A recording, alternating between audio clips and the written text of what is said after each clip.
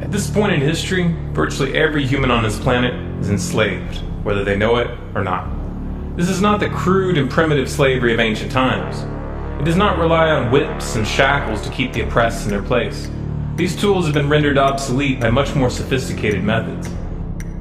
That most of the enslaved are unaware of their condition and would in fact argue fiercely that they are free is a testament to the effectiveness of these invisible chains. You've heard the expression, money makes the world go round. There's truth in that. Money is the prime motive for human labor in modern civilization.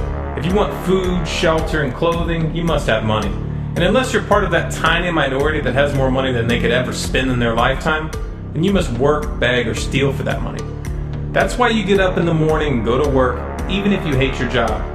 And that's why the specter of unemployment is more terrifying for most people than the prospect of spending 50 years of their life performing menial tasks within the confines of a fluorescent-lit cubicle. Of course, in Western countries, some are fortunate enough to have pulled away from the brink and do not live in fear that their basic needs will be met, at least for now. And yet they keep spinning the hamster wheel. Why is that? Could it be because money and the bling that it buys have become symbols of status and prestige? Money offers an illusory form of social validation, but even those who are not caught up in distinguishing themselves by how much they accumulate still must acknowledge the social stigma that comes with poverty.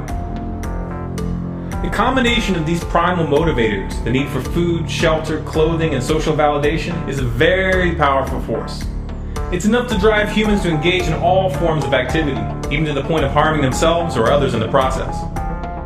The accumulation of money is therefore an accumulation of social and psychological power, and those who control the creation of money control this power at its source. So who controls the creation of money?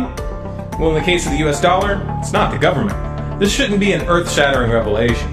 The fact that the Federal Reserve is a private institution owned by a cartel of the world's most powerful banks is quickly becoming common knowledge. Even the mainstream media doesn't deny it at this point. However, the full extent of what this means is only clear when you understand how the banking system really works. And unfortunately, this isn't something we're taught in school. Once you have it explained to you in simple terms, you'll understand why. Every dollar in circulation is loaned into existence by a bank. The process begins with the Federal Reserve when they loan out money to the US government and to other entities. You've probably heard this talked about before, especially in regards to the interest rate on those loans, which the Federal Reserve raises and lowers depending on economic conditions. But what's never talked about in the mainstream is the fact that the Fed isn't actually loaning out money that they have. They are merely typing those dollars into existence on a computer.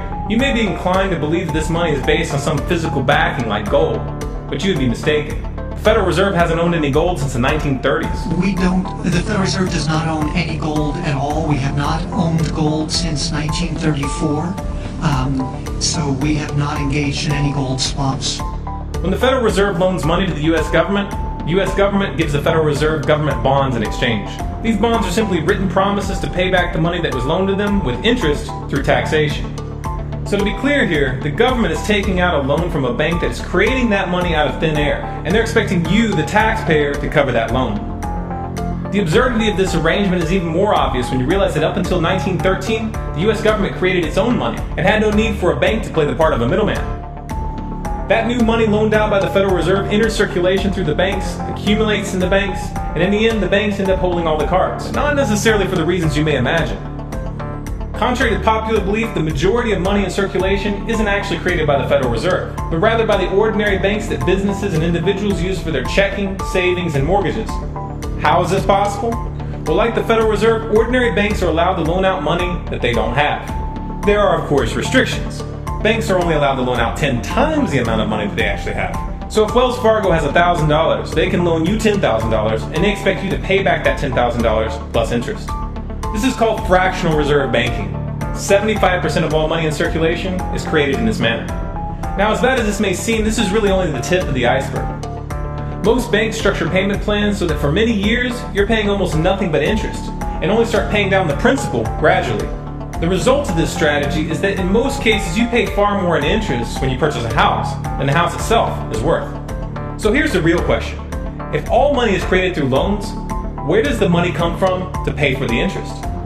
Let's say we reset the system to zero, loan $1,000 into existence, and charge 7% interest. We now have a total of $1,000 in the system, but we owe $1,000 plus interest, and that's more.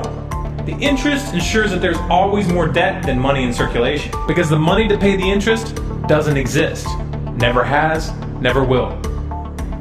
This would be obvious if there was only one loan being issued to one person in this manner, but when performed on a global scale, the reality is hidden and is transformed into a game of musical chairs where the person ending up without a seat faces bankruptcy and financial ruin.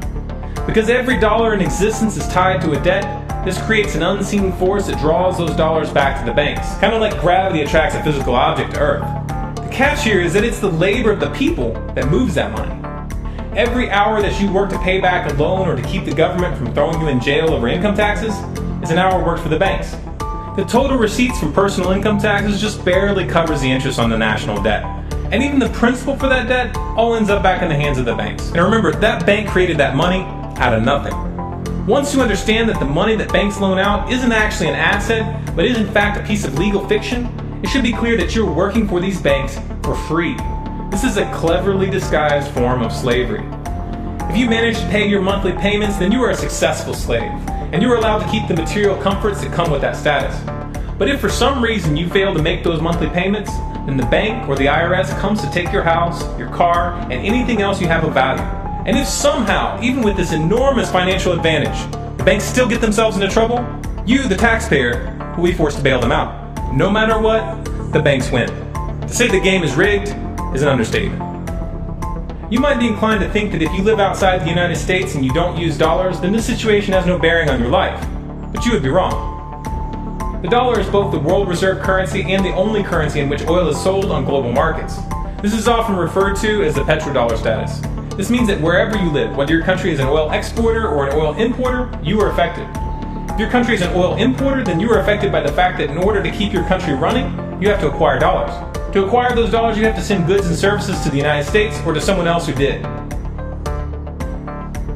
Likewise, if your country is an oil exporter, you are affected by the fact that you send your oil to the US in exchange for this debt-based money. You are exchanging something of real and tangible value for digits on a screen.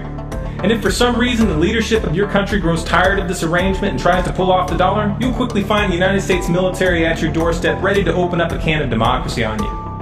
Iraq learned this the hard way when they switched their oil sales to euros in 2000, and Libya when they tried to organize a gold-based currency for Africa. Debt-based money is a masterpiece of social engineering, the ultimate tool of the ruling elite. Yet in reality, the whole thing is nothing more than a construct of belief.